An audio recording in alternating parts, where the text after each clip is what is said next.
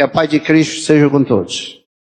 Hoje nós vamos usar alguns versículos de Joel e alguns de Amós. Pedi a mensagem a Deus, Ele me deu e eu fiquei perguntando, será que essa mensagem que eu devo transmitir? O culto confirmou. Passagem que a irmã Liduína leu, alguns hinos que vocês cantaram, confirmaram que eu devia falar isso. Muito bem, o tema de hoje é Jesus, alegria dos homens. Quando se diz Jesus, alegria dos homens, está se dizendo também que Deus, o Pai, e o Espírito Santo é a causa da alegria dos homens. É a causa. A alegria vem deles. Como nós vamos usar do livro de Joel e do livro de Amós, o significado de Joel, né? Jeová é Deus. E de Amós é carregador de fatos. Ele era agricultor e criador de gado. E a profecia de Joel é do ano 825 a.C., bem antes do cativeiro da Babilônia. E a de Amós é de 760, bem antes também do cativeiro de Babilônia. Joel é o segundo profeta na ordem cronológica da Bíblia. A gente pensa que o primeiro foi Isaías, né? Não é, porque está escrito pela ordem dos maiores. Maiores escreveram mais. Eles eram escritos mais longo. Mas o primeiro profeta da escrita da Bíblia foi Obadias. Joel, o segundo, e Amós, que nós vamos usar também, o quarto. Muito bem. Jesus, alegria dos homens. Olha, nós trouxemos aqui um texto de Joel, capítulo 1, versículo 8 a 10. E olha só. Olha só o que é que diz aí. Algumas perguntas, algumas dúvidas que poderiam surgir em nós, vão ser respondidas no decorrer da mensagem. Como, por exemplo, que contexto esse aí? Está falando para quem? Está falando sobre o quê? No decorrer nós vamos ver. Ele fala sempre para o povo de Deus, o povo da aliança, ou no Reino do Norte, no Reino do Sul, no tempo do Reino Unido. Fala para a igreja e sempre vai falar para cada um de nós também em particular. A palavra, ela tem essa esfera toda. E aí em Joel capítulo 1, versículo 8 a 10, diz assim. Lamenta como a virgem que está cingida de pano de saco pelo marido da sua mocidade. Aí não tem, porque perdeu. Pelo marido da sua mocidade que perdeu. Mas nas entrelinhas, subentendidamente, dá para se entender. Alguém perdeu o marido da sua mocidade. Por isso lamenta. Vestida, cingida, né, com um cinto de pano de saco. E aí era atitude, símbolo de humilhação. Na cultura judaica antiga, e até no tempo de Jesus tinha isso. Principalmente na antiga. Vestido de pano de saco. Foi cortada a oferta de manjar e a libação da casa do Senhor. Os sacerdotes, servos do Senhor, estão entristecidos. O campo está assolado e a terra triste, porque o trigo está destruído, o mosto se secou, o óleo falta. No contexto mesmo, literalmente falando, lá havia a cultura do trigo, a cultura da uva, né? Faz o vinho, é o mosto, né? E a cultura da oliveira, que faz o óleo. Mas isso tem um significado espiritual. Em algum momento de fenômenos naturais, em alguns casos pode-se dizer até tragédia, faltou mesmo o trigo, faltou mesmo o mosto, faltou de verdade o óleo. Mas faltou também na questão espiritual. Olha, todas as alegrias da terra, as alegrias dos homens são felicidades são felicidades passageiras, né? Não são felicidades plenas. São apenas momentâneas. Por isso que um tempo aí, nos anos não sei o quê, nos anos 70 parece, o cantor disse, felicidade não existe. Quase todo pregador aqui já falou nisso, né? Felicidade não existe. O que existe na vida são momentos felizes. Então, assim é toda alegria que não vem de Deus. Se lembra do tema? Jesus é a alegria dos homens. Pai é a alegria dos homens. O Espírito é a alegria dos homens. Onde o Pai está, está o trigo, que é a palavra, que é também Jesus. Onde está Jesus? Com um plano de salvação está o mosto, aquela essência do vinho que alegra as pessoas. E onde está o Espírito Santo, está o azeite. Então, lá tanto faltou o trigo, como o mosto, como o azeite, literalmente. Mas também faltou espiritualmente. A ausência do Pai, a ausência do Filho com um plano de salvação, e a ausência do Espírito Santo, que é a alegria da igreja. É a alegria do homem. E o homem só é verdadeiramente alegre quando ele tem o Espírito Santo na sua vida. Quando ele tem a salvação dada por Cristo na sua vida. Quando ele tem a palavra do Pai guardada no coração. É por isso que eu li logo essa passagem aí. Toda a alegria plena vem do céu. Amém? Alegria não vem de dinheiro. Alegria não vem de patrimônio, casa, sítio, chácara. Além da casa comum, casa de praia. Bom emprego, títulos. Alegria não vem disso aí. Inclusive tem gente que tem muito essas coisas. E carrega uma grande tristeza. Um grande vazio. E já se ouviu muitos pregadores dizer, isso é por causa dos pais da igreja, né? Onde diz que o nosso vazio é do tamanho de Deus. Esse vazio é a ausência de Deus. Quando Deus chega, de verdade, esse vazio é preenchido. Onde existe tristeza, quando ele vem, chega a alegria. Onde existe trevas, quando ele chega, vem a luz. E assim por diante. Esse texto previa tragédias naturais, situações difíceis, até cativeiro, como efeito de uma situação espiritual lamentosa. Toda vez que Deus levou o seu povo para cativeiros, é porque ele queria disciplinar. Antes de ficar politicamente cativos, em todos os cativeiros que o povo de Deus teve, eles estavam cativos do pecado. Estavam cativos do pecado. Tinham adorado a outros deuses. E o primeiro mandamento é não terás outros deuses. Por que é que o primeiro mandamento é esse? Porque quando se tem outro Deus que não seja o verdadeiro Deus, se abre espaço para que todos os pecados sigam a esse primeiro, tendo outro Deus. E aqui nós trouxemos hoje na nossa mensagem de hoje, aparentemente, provavelmente, será curto, só 2 tópicos. O primeiro é isolamento. Nós vamos apresentar um lamento aqui. Tem um lamento aí nessa passagem que eu li. E depois, o tópico 2. Deus tem interesse em fazer cessar o nosso lamento, trazendo a solução para a nossa situação. Se viu hoje nos louvores, em passagens que foram lidas, e Jesus Cristo vai voltar. Nós estamos esperando. É bom estar na casa do papai. Já teve gente que pediu até para morrer, né? Por ter ido para a casa do pai. Uma vez eu ia na Topica, aí tinha um ônibus na frente. Não, tinha um carro na frente e tinha um adesivo. Você tem vontade de ir para o céu, pois morra.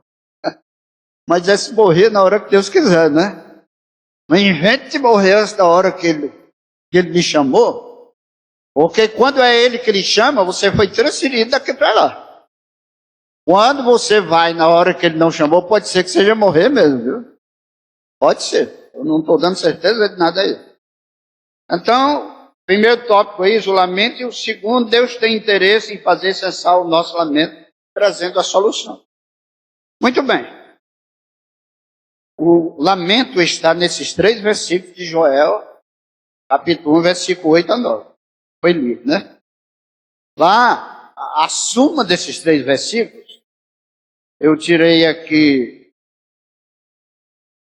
uma conclusão de cada versículo.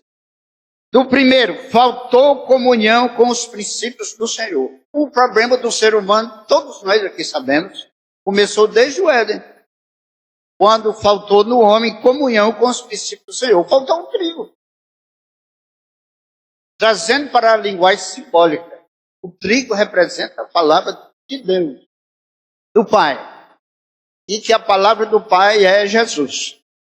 E que se humanizou, se tornou tabernáculo, né? Tabernáculo, se tornou casa. Faltou comunhão com os princípios do Senhor. Esse é um lamento. Faltar comunhão com os princípios do Senhor, faltar comunhão com o Senhor, é começar a entrar no buraco e procurar se esconder da presença do Senhor. Acontece tudo isso. Segundo ponto do lamento, que é o versículo 2.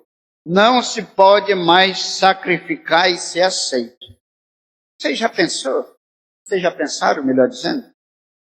Se alguém dissesse, vocês estão indo ali para aquela igreja Batista Sétimo Dia, na Dias Mendes 589, mas com certeza alguém falasse para nós.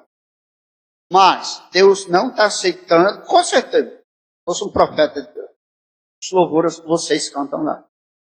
Deus não está ouvindo mais as orações que vocês fazem lá. É do teto para baixo.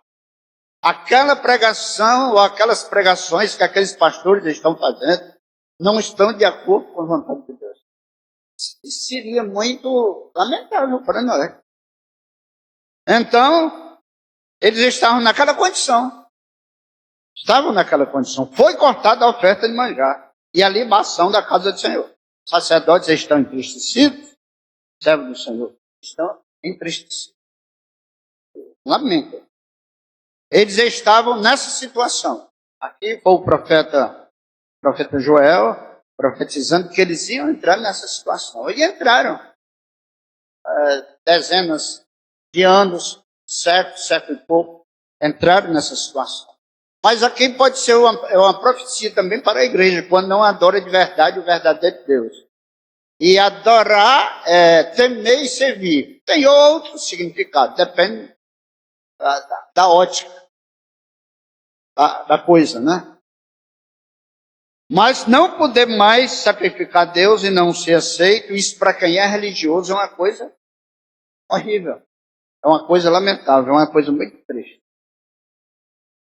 Aí o terceiro ponto do lamento, estava faltando o trigo, como eu já falei e repeti, que é a palavra que é da vida, estava faltando a alegria da salvação, que é o mosto, e estava faltando o Espírito Santo, que é o azeite.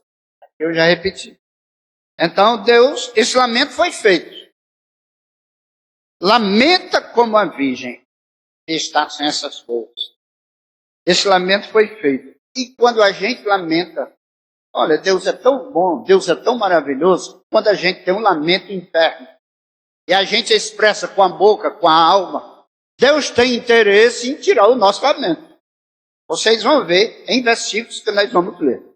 E por enquanto eu estou só falando. Mas já vai ter uma enxurrada aqui de versículos. Tem pertinho dos outros que vão falar tudo. É tanto que eu fui falar.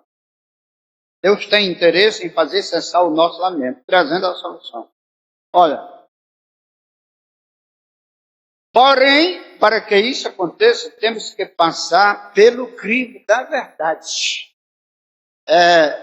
No começo de 81, uma vez eu vinha lá do Centerum para a Praça Zé de Alencar, a pé, atrás de emprego. E uma hora eu me alinhei. Tem mais que ao lado que é o centro, não era novato em Fortaleza. 20 anos, não tinha feito nem 21. Aí vinha um senhor assim, com aparência sério, e eu olhei assim, ele, bom dia, senhor. Time, você sai de perto de mim, eu corria, nesse tempo era assim. Aí eu disse, meu senhor, para o lado que é a Praça José de Alencar, ele disse, vamos aqui comigo, cadê esse rumo aqui? Eu disse, alguém tinha me dito, era para ali. Ele disse, eu aprendi no seminário. É o seminário da prainha ali, eu fui seminarista ali. Mais vale uma triste verdade do que uma alegre mentira. Eu digo, o senhor foi seminarista? Foi. Eu digo, eu fui vocacionado também. Ele, vamos conversando aqui. Aí chegamos ali perto daquele prédio do Serrolim, né? Ele, agora eu vou ter que ir para cá. Eu digo, não, dá para mim ir. Vai direto aí. Muito bem. Então, tem que passar pelo crivo da verdade. Era isso que eu ia falar. E mais vale uma triste verdade do que uma alegre mentira. Às vezes as verdades de Deus são duras para nós. Duras. Mas sabe por que ela se torna dura? Quando é que algo que bate na nossa perna, no nosso corpo, em qualquer canto, dói. Quando está ferido. Ela só é dura quando a gente pecou. Você não está mais pecando, mas já pecou. Mas a gente precisa dessa palavra dura para curar as nossas feridas. Mas a palavra dura do Senhor é um duro com amor. É um duro com amor. A palavra de Deus não vem para nos destruir. Ela vem para nos reconstruir. É a vara do bom pastor. Que ele tem o cajado, mas também tem a vara, né? A tua vara e o teu cajado me consolam. Quem é a ovelha não quer só o cajado. Aceita o cajado, mas aceita também a vara. Tem um tempo aqui que os pregadores aqui auxiliares não diziam. Pode descer a vara. Se berrar porque é bode. Não me engano, era o Braz, o Jovem Vago, que gostava dessas coisas. Se berrar é porque é bode. Muito bem. Uma das primeiras verdades é a seguinte. O dia do Senhor vem. Está lá em Joel, capítulo 2, versículo 1. O dia do Senhor vem. Por enquanto é o teu dia. Por enquanto é o meu dia. A irmã Liduína disse que a gente podia fazer o que quisesse. Ela citando aqui o apóstolo Paulo em 1 Coríntios. Né? A gente pode fazer o que quiser. Nós podemos fazer as escolhas que quisermos. Mas a gente vai responder por isso. Mas nós só vamos fazer enquanto for o dia dos homens. Mas no dia do Senhor, o dia do Senhor é plenamente feito só a vontade de Deus. E lamento e tentativa de fuga para quem não quis saber do Senhor e da palavra do Senhor. Olha só. Joel 2:1. Joel 2:1. Não quero perder um versículo que eu marquei. Estou até apontando aqui com o dedo. Irmão, isso é muito sério. Se liga aí que isso vai nos edificar e nos corrigir. Tocai a buzina em Sião, clamai em alta voz no monte da minha santidade. Perturbe todos os moradores da terra, porque o dia do Senhor vem e está perto. Se eu fosse chamar aqui estudantes de Bíblia, de teologia, não, isso aqui era o dia do Senhor, quando ele ia entregar esse povo às nações escravizadoras. Em contexto histórico Mas o dia do Senhor virá em breve, sem ser mais aquele dia que Deus entregava Israel na mão dos inimigos. O dia do Senhor vai acontecer para todos os habitantes da terra também. Nós estamos trazendo para nós hoje. Porque não adianta nós estarmos pregando hoje para o rei de Israel antes da divisão. Hein? Rei do norte, rei do sul, pregando para eles nem existem mais. Tem que pregar para nós. Pregar para nós. O dia do Senhor vem. Segundo, o dia do Senhor será terrível e horrível. Joel 2:31. Joel 2:31. Olha o que é que vai dizer aí. Nesse dia o sol se converterá em trevas e a lua em sangue. Antes que venha o grande e terrível dia do Senhor. Está aqui dizendo que vai ser um dia terrível. Foi eu que inventei, não. E há de ser que todo aquele que invocar o nome do Senhor será salvo. Porque no Monte Sião e em Jerusalém haverá livramento. Assim como o Senhor tem dito do restante que o Senhor chamou. No Monte do Senhor haverá livramento. Hoje não é um monte geográfico, não. Este lugar é o Senhor. Este monte hoje é o Senhor. No Senhor haverá livramento. É por isso que a Bíblia já dizia também no Antigo Testamento. Aquele que habita, que habita no esconderijo do Altíssimo, a sombra do Senhor, onipotente, descansará. Este lugar é o Senhor. Joel 2, versículo 31. Nós vamos ler também Amós é logo depois de Joel. Amós 5, 18. Completa aí o sentido, viu? Quando eu coloquei aí é para completar o sentido. Ai daqueles que desejam o dia do Senhor. Para que quereis vós este dia do Senhor? Será dia de trevas e não de luz. Só que para quem está no Senhor, será dia de luz. Aqui estava falando para um povo desviado. Inclusive a Bíblia diz que Jesus virá como ladrão. Ah, como é que vem Jesus como ladrão? Só o sentido de que ladrão não avisa quando vem. Jesus ainda avisa. É porque ele deu sinais.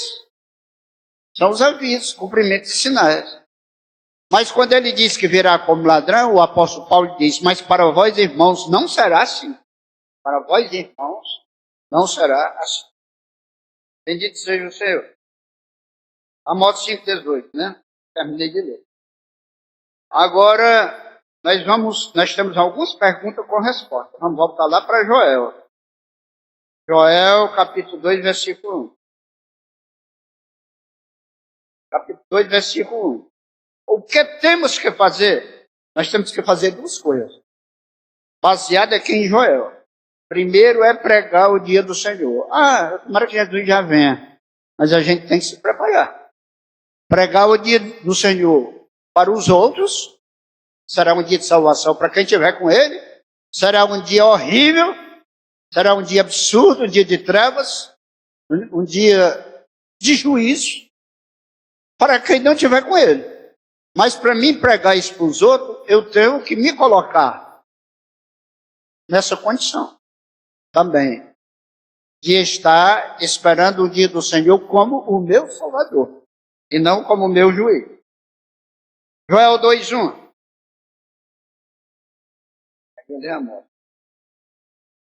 Joel 2:1.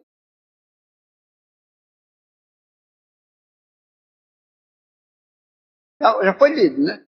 Mas eu vou ler de novo.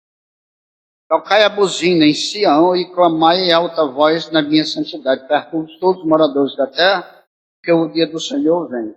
Ele está perto. Ele está perto. O dia do Senhor vem. Ele está perto. A gente sempre deve pregar que Jesus vai voltar. Jesus vai voltar. Isso é uma grande esperança. O dia, se a gente disser que ele vai voltar e nesse dia será o dia do Senhor, é uma grande advertência. Jesus vai voltar. Isso dá uma grande esperança. Quando Jesus voltar, será o dia do Senhor. Isso é uma grande advertência. Entendeu? A diferença está aí. Vai ser o dia das duas coisas. Lá em Malaquias capítulo 4, diz que esse dia vem ardendo como fogo. Tudo que é palha será queimado.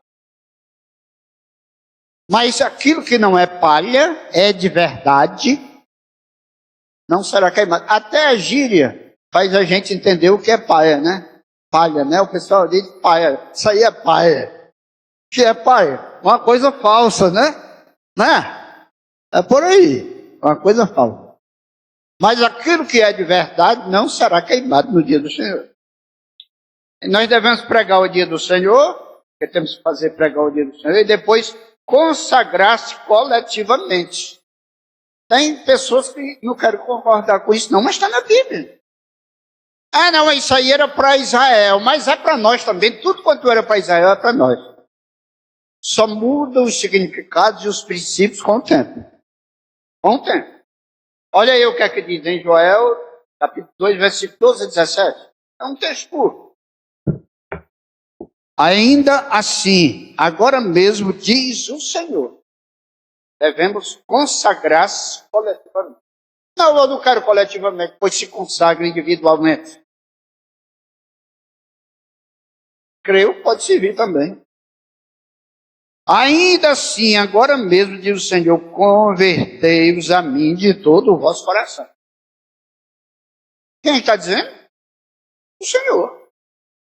Convertei-os a mim de todo o vosso coração. Ah, pastor, hoje não tem quem se consagra a Deus de todo o coração. Não. O problema é o problema de hoje e o problema de quem está vivendo como se vive hoje. E isso com jejuns, com choro, com pranto. Não é fazendo teatro não, viu? Existe até o jejum teatro. Jejum que a pessoa faz achando que faz vai merecer alguma coisa de Deus. Né?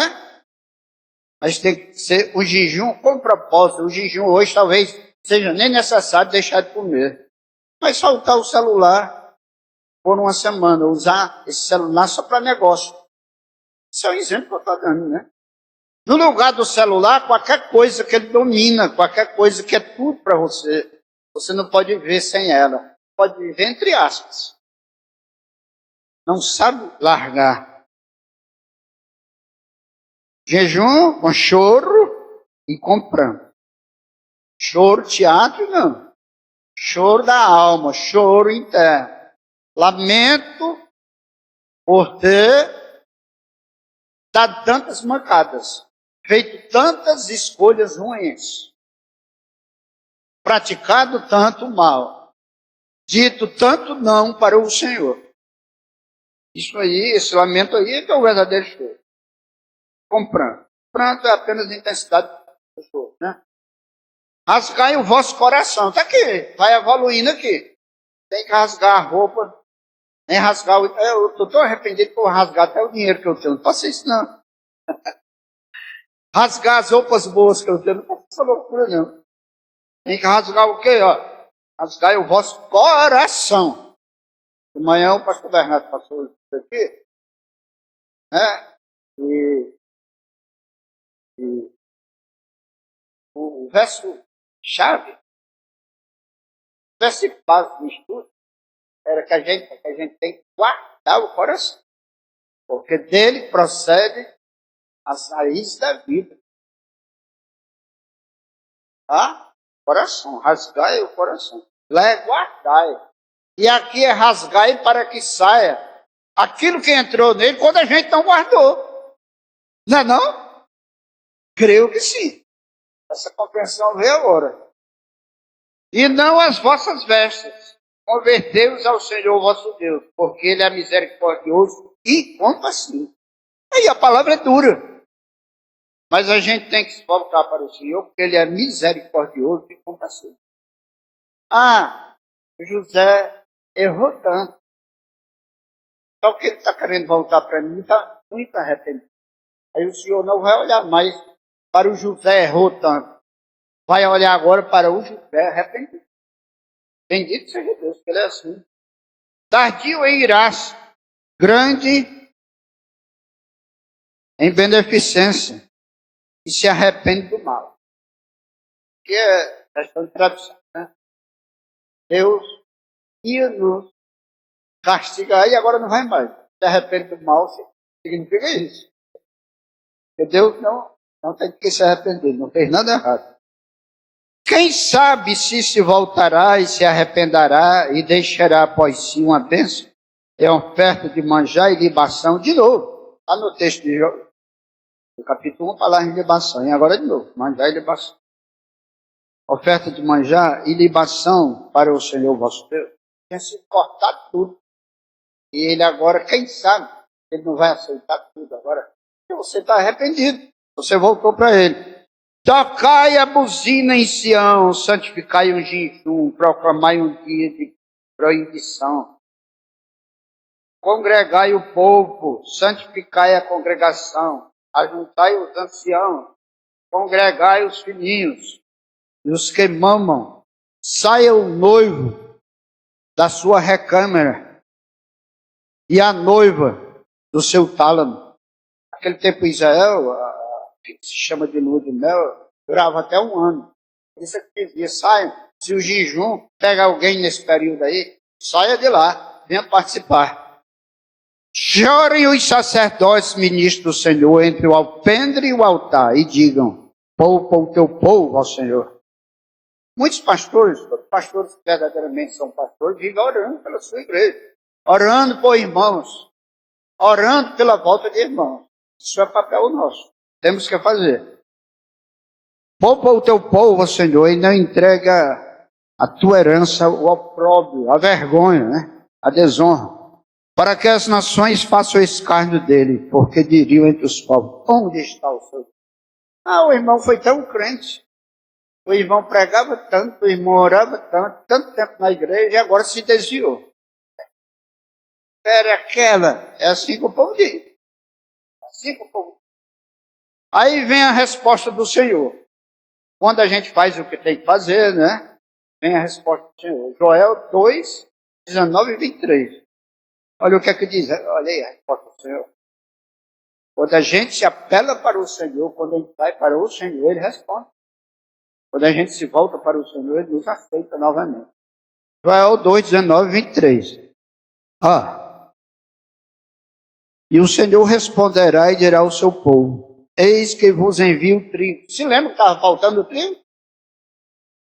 Agora, como se voltaram, com jejum, com pranto, com choro, com arrependimento, eis que vos envio o trigo e o mosto e o óleo, e deles sereis fartos, e não vos entregarei mais ao opróbrio. É impressionante.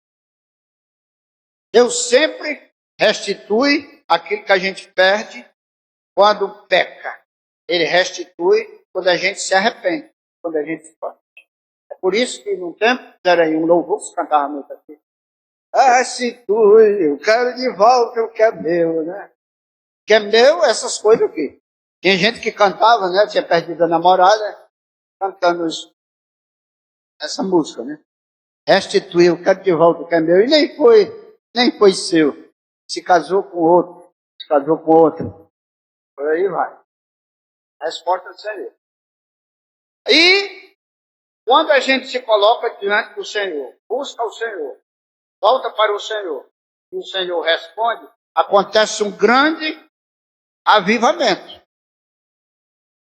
A igreja tem que buscar mais o Senhor para que aconteça um avivamento. E avivamento não é um bocado de gente fazendo desordem dentro da igreja, não.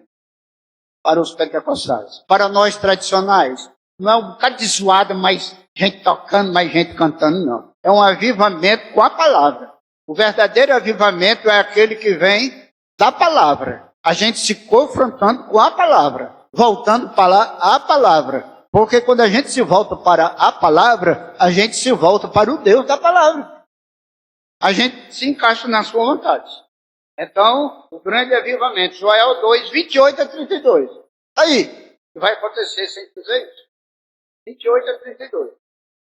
E há de ser que depois derramarei o meu espírito sobre toda a carne.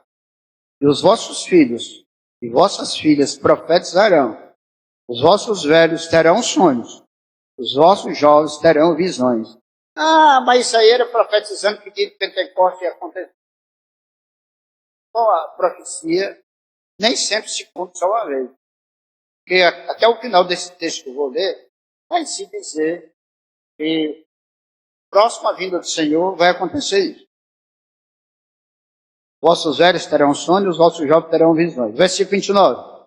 E também sobre os servos e sobre as servas, naqueles dias derramarei o meu espírito. Mostrarei prodígios no céu e na terra, sangue, fogo e coluna de fumaça. O sol se converterá em trevas e a lua em sangue, antes que venha o grande e terrível dia do Senhor. Antes que venha o grande e terrível dia do Senhor. E há de ser que todo aquele que invocar o nome do Senhor será salvo. Bendito seja Deus. Todo aquele que invocar o nome do Senhor será salvo. O tempo foi explicado aqui, muito bem explicado, o que é invocar o nome do Senhor. Está fazendo assim, Senhor, nós estamos aqui para dar abertura a esse culto em nome de Jesus. Isso também é chamado na nossa língua de invocar. Mas o maior significado, o significado mais profundo de invocar o nome do Senhor, invoca, introduzir, colocar dentro da gente. E vocar é vocário do latim, chamamento, chamar, para dentro de nós. Só que esse nome do Senhor não é só pego Jesus, bota um papelzinho, como o papel engula. Jesus está dentro de mim. Não é isso aí, não. Invocar o nome do Senhor, trazer para dentro de nós, trazer a sua vontade, o seu caráter, o que ele é, o que ele quer, o que ele pensa, o que ele deseja para nós, para dentro de nós. Aí a sua vontade habitará em nós. E nós seremos verdadeiramente servos do Senhor, instrumento do Senhor. Aquele que invocar o nome do Senhor será salvo. Bendito seja Deus. Amós, voltando lá para Amós, voltando não, seguindo para frente. Amós, capítulo 5, versículo 4, 14. Vai até terminar, viu? Não se cansa não, pelo amor de Deus. Pelo amor da sua alma. Amós 5, 4, 14. Olha o que é que diz. Porque assim diz o Senhor, a casa de Israel, buscai-me e vivei. Quer viver? Quer ter a vida eterna? Quer ter a vida de qualidade que começa aqui, a vida eterna começa aqui. Vida eterna não significa só viver para nunca mais ter fim, não. Significa também qualidade do eterno. Ó, diz o Senhor, a casa de Israel, buscai-me e vivei. E no versículo 14, o que é que diz? Olha o que é que diz. Buscai o bem e não o mal, para que vivais. E assim o Senhor, Deus dos exércitos, estará convosco. Como dizer? Buscar o Senhor para viver. Aí Amós 4,12 tem um alerta. Há tempo atrás, os crentes pregavam muito esse versículo. Hoje em dia é uma mensagem da boa palavra, né? Um alerta em Amós 4,12. Portanto, assim te farei, ó Israel. Ou é melhor dizer, porque assim será no fim do dia do Senhor. Porque assim será, ó Israel, porque isto te farei, prepara-te, ó Israel, para te encontrares com teu Deus. Você se considera Israel? Espiritualmente, cada um de nós hoje é Israel. Não é falando do povo de Israel, da raça, da nação, da ascendência, né? Filhos, nossos ancestrais, nós somos descendentes. Mas Israel é espiritual através de Jesus Cristo. Jesus Cristo era israelita. Ele é a videira verdadeira e nós somos galhos. Os galhos fazem parte da videira verdadeira. Até porque a igreja é o corpo misto de Cristo, né? Nós fazemos parte. Porque vai ser assim, desse jeito. Prepara-te, Israel, para te encontrares com teu Deus. Ele virá. Prepara-te para te encontrares com teu Deus. Aí o fruto do avivamento, olha. Amós 5,24. Termina agora, viu? Amós 5,24. Corra, porém, o juízo como as águas e a justiça como o ribeiro impetuoso. Então, o que nós vivamos justamente diante de Deus, diante dos homens. Tendo uma conduta, ou seja, andando, né? A conduta é como a gente se deixa conduzir, como a gente anda na vida, né? Justo. Porque o juízo